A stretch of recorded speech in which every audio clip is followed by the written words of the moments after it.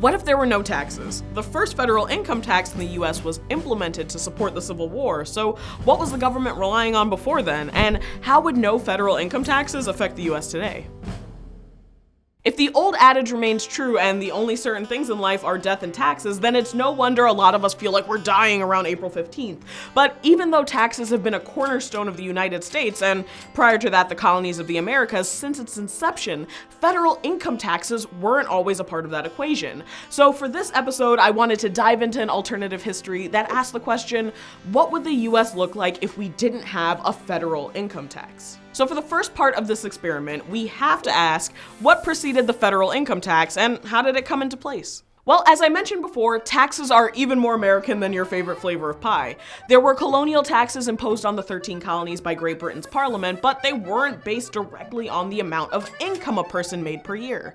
Instead, they were focused on the indirect taxation of goods and services, like the Stamp Act of 1765 that taxed all paper goods. Some of these were designed to collect revenue to enrich the crown and pay for military defense in the colonies, but they weren't exactly popular, leading to cries of no taxation without representation and a bunch of tea getting tipped overboard into the Boston Harbor, among other things. But once the 13 colonies became an independent nation, they didn't do away with taxes altogether, because waging war and building a central government is kind of a spendy business. So they looked to other ways of using indirect taxation to cover these new costs, and also to pay off some of the debts they had inherited from the Revolution.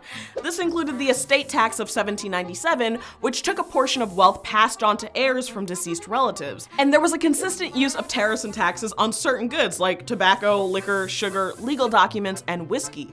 Check out the info on the 1794 Whiskey Rebellion to learn more. Okay, so I bet you're thinking, that's all well and good, Danielle, but that was also a pretty long time ago. When did the federal government start taking home a huge chunk of change out of people's paychecks? Well, the terrible thing about war, outside of death and devastation, is that it's expensive, and it's pretty much always been expensive. The first federal income tax in the US was implemented by President Abraham Lincoln on August 5th, 1861, in large part to help pay for the Civil War. But this new tax didn't impact everyone immediately. Instead, Lincoln and the Congress passed the Revenues Act, which took a 3% tax on anyone with an annual income of over $800. And this law defined income relatively broadly to include income derived from any kind of property or any professional trade, employment, or vocation carried on in the United States or elsewhere, or from any source whatever. And while you gotta love a legal definition that ends in whatever, like a teen from Clueless, the law was eventually repealed in 1872. There were a couple of subsequent attempts to get an income tax on the books, but they were generally unsuccessful and unsustainable. But we still weren't done with federal taxation. In 1909, the federal income tax reared its head one more time in the form of the 16th Amendment, which was later ratified in 1913. And this marked a huge shift in the way the government was able to rake in the dough. Prior to this, there was a sentiment that the government should not be aware of citizens' private financial affairs. So a clause was added in 1916 to make sure that this information on tax filings was kept confidential. Also, unlike today, most people weren't even paying taxes. Less than 1% of Americans ended up having to fork over any money in those early income tax days because of generous exemptions and the fact that it was only intended to tax people making over $3,000 a year. And the graduated rate started at 1% of income and were as high as 7% for those with an annual income over $500,000. But comparatively speaking, that's still pretty low. But war, what is it good for? Definitely taxes. And sing it again, y'all. Because during World War I, the federal government was in need of funds after declaring war on Germany. Starting in 1917, Congress passed a series of war revenue acts that did away with a lot of prior exemptions and raised the tax rates. This meant that about 5% of Americans had to start paying taxes. And FDR's New Deal and the onset of World War II also saw the increase in federal income tax collection. And although it's gone up and down, run at a surplus and a deficit, and remained a point of contention among those who have to pay them, federal income taxes have in fact remained as inescapable as death throughout the 20th and 21st centuries. But that brings us to our third question and the hypothetical portion of the episode. What would happen if there were never any federal income taxes? Let's start with the Civil War. The federal government is denied the ability to create direct taxes. So if Lincoln and Congress's plan to establish a federal income tax had been denied, this would have set an important historical precedent, essentially denying the federal government the right to extract direct taxes from its citizens. As a result, regardless of the outcome of the Civil War, the idea of states' rights would have become more important. If the South had won, then there's a precedent for states having the right to self-autonomy whenever they decide. And if the North still won, there's a precedent that the federal government doesn't have the right to collect income taxes in any situation, even when the US was on the verge of implosion. As a result, the states would become more independent and the federal government would be weakened. But to figure out the larger historical impact, we have to figure out what most of your federal income tax dollars are even paying for.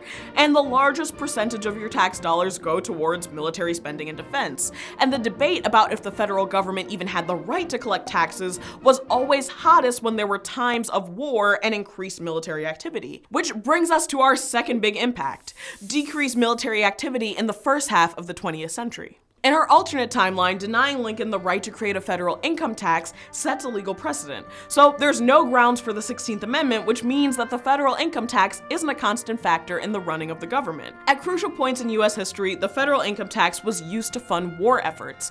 The first major war effort of the 20th century that capitalized on this tax was World War I.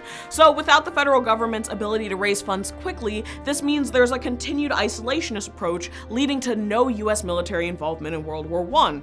Heck, there may not have even been a World War II without the completion of the first one. So, as a result, the US never gets a taste for international military intervention at other junctures in the 20th century because they simply couldn't afford to on a unified national level. Lastly, without federal taxes, the United States is a lot less unified. Because federal income taxes are collected by the central government and redistributed amongst the 50 states, there is a certain amount of collective and political logic that goes into who gets what.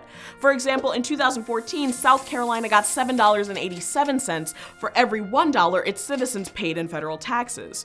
But without federal taxation, each state's economy would be much more independent, and that's because state wealth varies wildly, with Mississippi, Arkansas, West Virginia, Alabama, and Kentucky ranking on the tail end of the poorest states in 2015, while Maryland, Hawaii, Alaska, New Jersey, and Connecticut were on the high end based on median household income. So over the course of the 20th and 21st century, federal income taxes that went towards paying on the national debt would likely be eliminated in favor of taking on just state debts. And the other categories like education and social programs would also vary based on the wealth of the relative states. So how does it all add up?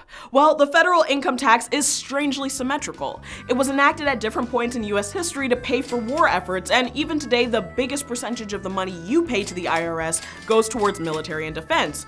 But without this boost of money at various points in the historical timeline, the federal government would likely be much weaker and we'd have more independent states. But what do you think? If federal income taxes hadn't been made into the permanent law of the land with the 16th Amendment, how would that impact the timeline for the US? Would we have states ruling, or would the federal government have survived? Drop those comments below and we'll catch you next week.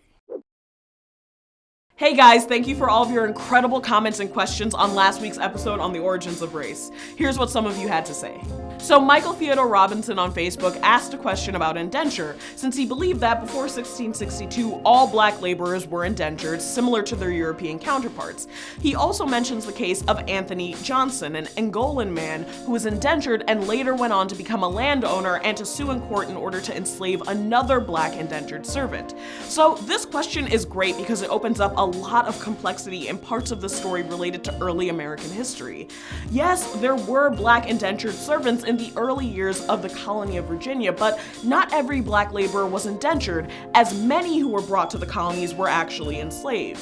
As time went on and we passed the midpoint of the 17th century, the laws around chattel slavery in the early colonies were solidified around black laborers in order to guarantee perpetual slavery and to increase the personal profits of early capitalists. So thanks for writing, Michael. So Rebecca Hodges and Artie Ramirez, also on Facebook, both asked questions about resources that focused on cultures outside of the US, and also why this episode was limited to the US only. So for more reading, drop down into the works cited, and there are a few things of interest that cover a broader spectrum outside of US context.